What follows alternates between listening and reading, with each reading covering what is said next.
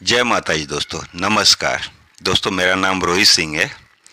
और दोस्तों आज जो मैं आपको कहानी सुनाने वाला हूँ ना, वो बिहार के एक छोटे से गांव में घटित सत्य घटना पे आधारित जादू टोना की कहानी है, जो 2018 में घटित कहानी है। तो आइए चलते हैं हमारी आज की इस कहानी में। दोस्तों बिहार के गांव में धर्मनाथ जी रहते हैं अपनी वाइफ के साथ। उनके दो बेटे होते हैं। बड़े बेटे का नाम रमेश और छोटे बेटे का नाम सुरेश होता है। रमेश की शादी होती है, उनकी वाइफ आती है। और वाइफ जो आती हैं, कुछ दिन बाद उनकी वाइफ के आते ही घर में लड़ाई झगड़ा, सास से नहीं पड़ती थी, ससुर से नहीं पड़ती थी, किसी से सही तरह बात नहीं करती थी और सबको परेशान करती थी। काम धंधा सही तरह नहीं करती थी, खाना पीना टाइम से नहीं बनाती थी और उनकी एक्टिविटी भी जो होती है ना, सही नहीं होती। पूजा पाठ करने का टाइम टेबल सही नहीं। कभी रात को 12 बजे उठ करके कोई पूजा कर रही हैं, कभी कुछ, जिससे उनके सास जो होती हैं धर्मनाथ जी की वाइफ, उनको डाउट होने लगता है कि ये कुछ जादू टोना जानती है और कुछ काला जादू या ऐसा कुछ कर रही है। और आए दिन लड़ाई झगड़ा से तंग आकर के धर्मनाथ जी एक दिन अपने बेटे रमेश को बोलते हैं कि देख बेटा, हम 4 लोग थे, तब तक घर में बहुत शांति सुकून से रह रहे थे। जब से तेरी वाइफ आई है, तब से आए दिन लड़ाई झगड़ा और इससे परेशान हो गया हूँ मैं। तो अपनी वाइफ को समझा कि वो सही तरह रहे, घर में सबकी इज्जत करे, बदतमीजी ना करे, नहीं तो तू अपना हिस्सा लेके अलग हो जा। रमेश बोलते कि पिताजी मैं भी यही चाहता था, मैं भी परेशान हो चुका हूँ रोज रोज माँ की और मेरी बीवी की कचकच से, लड़ाई झगड़ा से। तो आप हमारा हिस्सा दे दो, हम अलग ही रहेंगे, सही रहेगा। तो धर्मनाथ जी बोलते ठीक है। और धर्मनाथ जी रमेश का हिस्सा दे करके और उनको अलग कर देते हैं। और धीरे धीरे टाइम बीतता है। रमेश जी 4 बच्चों के बाप बन जाते हैं, 3 लड़कियां और 1 लड़का। और उसके बाद धर्मनाथ जी देखते हैं कि सुरेश की भी शादी करना चाहिए और सुरेश की भी वो शादी कर देते हैं। जो सुरेश की वाइफ आती हैं, वो अच्छे स्वभाव की होती है, सास ससुर की इज्जत करती है, सबसे मिलजुल कर रहती है, पूजा पाठ करती हैं और सब घर में अच्छा चल रहा होता है। कुछ दिन बाद सुरेश की वाइफ प्रेग्नेंट होती हैं, बच्चा भी होता है, लेकिन 1-2 घंटे बाद वो बच्चा मर जाता है। ऐसा ही 3-4 बार होता है। बच्चा होता है और होने के बाद बच्चा मर जाता है। अभी जो धर्मनाथ जी की वाइफ होती है, उनको कुछ डाउट होता है और वो अपनी बहू को लेके ओझा के पास जाती हैं। जो ओझा है वो देखते हैं और बोल देते हैं कि हाँ, इसके ऊपर तो काला जादू करके इसके बच्चे को मारा जा रहा है। इसके बच्चे मर नहीं रहे हैं, इसके बच्चा को मारा जा रहा है और कोई तुम्हारा अपना खासी है जो एक काम कर रहा है। अभी धर्मनाथ जी की वाइफ को तो अपनी बड़ी बहू पे शक था ही। वो समझ जाती है कि वही सब कुछ कर रही है, तो वो बोलती है कि बाबा कुछ ऐसा करिए कि मेरी जो बहू है उसका गोद भर जाए।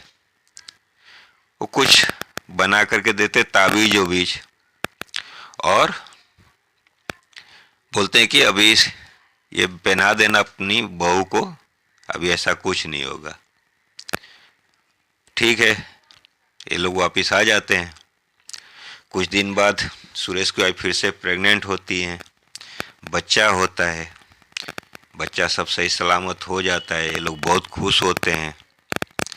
और जो छठी का दिन होता है, वो छठी के दिन सुरेश अपने पिताजी से बोलते हैं कि पिताजी ये खुशी की बात है, छठी वाले दिन मैं चाहता हूँ कि पूरे गांव को बुला करके खाना खिलाया जाए, भोज किया जाए। तो जो धर्मनाथ जी होते हैं बोलते ठीक है बेटा, अगर तुम ऐसा चाहते हो तो करो। और ये जो सुरेश जी होते हैं पूरे गांव में पूरे गांव को न्योता दे देते हैं कि छठी के दिन सबको मेरे घर पे आना है। शाम को 7 बजे सब बच्चे, हस्बैंड वाइफ, पूरे फैमिली को आना है और हमारे घर पे भोज है। और पूरा धूमधाम से बच्चे की छठी मनाने की तैयारी होती है। छठी वाले दिन सब पूरे गांव के लोग आकर के उनके द्वार पे इकट्ठे हो जाते हैं। औरतें जो होती है वो घर के अंदर चली जाती हैं, मर्द जो होते हैं वो घर के बाहर बैठे होते हैं। बड़ा सा अलाव जला होता है, आग जो ठंडी में हाथ सेकने के लिए। जनवरी का महीना होता है और सब लोग डिसाइड करते हैं कि हाँ 7:15 हो गया, 7 बजे का टाइम दिया था, अभी खाना स्टार्ट करो। और खाना स्टार्ट करने वाले ही होते हैं उतने घर के अंदर से भयंकर रोने पीटने की आवाज़ आने लगती है। द्वार पे बैठे पूरे लोग चौंक जाते, पूरे गांव के लोग चौंक जाते कि क्या हुआ, अचानक खुशी के माहौल में ये रोना पीटना क्यों मचने लगा। पता चलता है जो बच्चा हुआ था वो बच्चा मर गया। बच्चा मर गया होता है, फटाफट गांव में जो गाड़ी रखते हैं, जो भाड़े पे चलाते हैं, उनको बुलाया जाता है और अपनी संतुष्टि के लिए बच्चे को पास के हॉस्पिटल में लेकर के जाते हैं। जो हॉस्पिटल होता है वहाँ पे इन लोगों को पता चलता है कि बच्चा मर गया है और वो लोग बच्चे का दाह संस्कार जो होता है, छोटे बच्चे को तो जलाते वलाते नहीं, दफनाते हैं। तो वो डिसाइड करते हैं कि सुबह काम कर दिया जाएगा, रात को तो ये सब होता नहीं है। और पूरे गांव वाले दुखी हो करके बगैर खाए पिए लौट जाते हैं। इनका पूरा खाना पीना वेस्ट हो जाता है। और जो रमेश जी और सुरेश जी होते हैं, उसी रात को इन दोनों में भयंकर लड़ाई हो जाती है कि तेरी वाइफ ऐसा करी, हम लोग को खुश देखने नहीं देना चाहती। और इनके पिताजी, इनकी माँ भी इनके तरफ से हो करके दोनों में भयंकर लड़ाई झगड़ा होता है और गांव में पुलिस आ जाती है। अभी आप लोगों को तो मालूम है ये जादू टोना भूत प्रेत कानून और पुलिस मानती नहीं है, तो वो लोग ये सब बातों को नहीं मानते हैं। लेकिन इनको ले करके, दोनों भाइयों को पकड़ के ले करके थाने में जाते हैं। दूसरे दिन कोर्ट में पेश करते हैं। कोर्ट से दोनों को जमानत मिल जाते हैं, क्योंकि दो भाइयों की लड़ाई होती है, आपसी घरेलू मतभेद होता है। तो इसकी वजह से ये लोग वापस लौट के आ जाते हैं जमानत पे। और ऐसे धीरे धीरे दिन बीतने लगता है। 2021 आ जाता है। तब तक सुरेश की वाइफ प्रेग्नेंट भी नहीं होती। ओझा गुनी के पास जाते हैं, सब कुछ करके थक जाते हैं। ओझा बोलते हैं कि इसका कोख ही बांध दिया गया है, अभी ये कभी माँ नहीं बन सकती, ऐसा बोलते हैं। और होता भी ये प्रेग्नेंट नहीं होती। लेकिन बीच में कोरोना आता है और 2021 में सुरेश जी भी चल देते हैं, उनकी भी मृत्यु हो जाती है। पूरे गांव वाले सोचते हैं कि कोरोना से मरे हैं, लेकिन कुछ लोग ये भी अफवाह उठाते हैं कि उनकी रमेश जी की वाइफ ने ही इनको मारा है। लेकिन जैसी मुंह वैसी बात, अभी इसमें कोई क्या कर सकता है। सुरेश जी भी चले गए।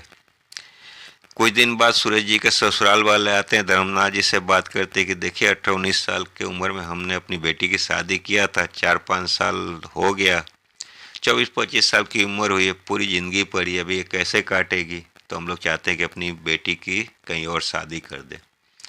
धर्मनाथ जी बोलते हैं कि सही बोला आपने, मैं भी यही चाहता था, आपने बोल दिया, ले जाइए अपनी बेटी को, शादी करिए। बेचारी कब तक अकेला ज़िंदगी काटेगी, हम लोग तो बूढ़ा बूढ़ी हो चुके, कभी भी चल देंगे।